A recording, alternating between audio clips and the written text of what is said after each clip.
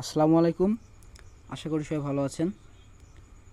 তো এটা আমাদের হচ্ছে সেই গমের জমি এবং নিচে আছে আমাদের হচ্ছে ভুট্টার জমি। তো আমরা দুটাতে হচ্ছে ভুরো এবং হচ্ছে গ্যামা রোপণ করছি।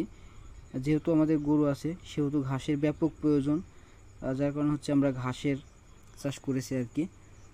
তো এই যে মোটামুটি বের হচ্ছে আর কি, কিছু কিছু জায়গায় ফাঁকা, কিছু কিছু জায়গায় একটু বের হয়েছে। তো আমাদের এখানে আরও অনেকে অনেক চাষ করছে, যেমন আমাদের সামনের এই জমির পাশে এটা হচ্ছে কচু ক্ষেত এবং বামে ধান লাগাইছে। তো আমরাও চাইলে পারতাম এগুলো করতে, কিন্তু আমরা করি নাই, কারণ হচ্ছে আমাদের গরু আছে। তো এই জন্য আর কি ঘাস আমরা রোপণ করছি, ভুরো এবং গ্যামা।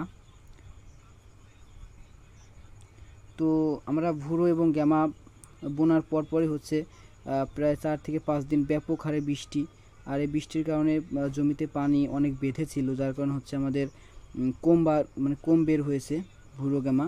তো তারপরেও আমরা এটাই ঠেকাবো আর কি, যেহেতু গরু আছে। তো আমরা আজকে হচ্ছে আমাদের জমিতে লাল ফ্ল্যাগ দিয়ে দেব। লাল মানে তো বিপদ সংকেত আর কি। তো যার কারণে হচ্ছে আমরা লাল ফ্ল্যাগ দিয়ে দেব আজকে,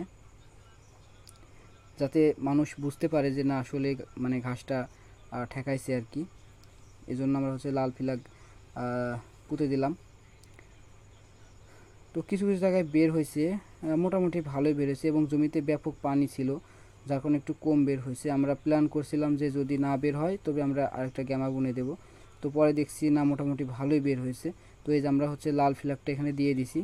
এর ভিতরে অনেকে ছাগল রাখছে আর কি, যার কারণে আমরা হচ্ছে লাল ফ্ল্যাগ দিতে আজকে বাধ্য হলাম। তো এটা দিলে মানুষ বুঝতে পারে আর কি, যার জন্য আমরা আজকে লাল ফ্ল্যাগটা দিয়ে দিলাম। এবং ঘাসের অনেক ঘাটতি আমাদের, যেহেতু ঘাসের জমি আর নাই, আমাদের একটাই ঘাসের জমি। ওই ঘাসের আমাদের সম্পূর্ণ খামারে ট্যাকেল হয় না, যার কারণে আমাদের আরও ব্যাপক ঘাসের প্রয়োজন। তো এই জন্য আর কি ঘাস বোনা।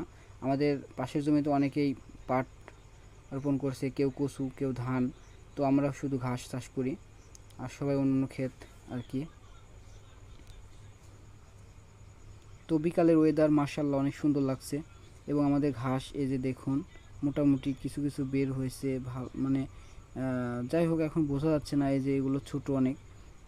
তো আমরা যে গতবার যে ভুরো এবং শুধু ভুরোই করছিলাম সেগুলো এবার বের হয়েছে।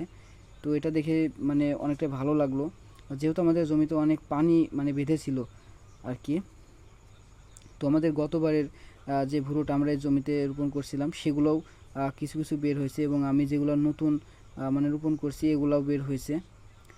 তো পানি থাকার কারণে যেরকম বের হওয়ার কথা সেরকম বের হয় নাই। তারপরে যে দেখেন অনেক বের হয়েছে মাশাআল্লাহ। তো আমরা জমিটা ঠেকাইছি, মানে না হলে অনেকে ছাগল রাখছে এখানে, এই জন্য আমরা লাল ফ্ল্যাগ দিয়ে দিলাম আজকে। তো এটা হচ্ছে আমাদের উপরের খাতটা। বিকালের ওয়েদার, ওই যে অনেকে মরিচ চাষ করছে, ওই পাশে অনেকে ধান চাষ করছে। তো আমরা এখন বাড়ির দিকে রওনা দেব। তো এই যে সন্ধ্যার একটু আগের টাইম, আমাদের এক চাষা ঘাস নিয়ে যাচ্ছে। এখানে হচ্ছে মিষ্টি কুমড়া চাষ করছে।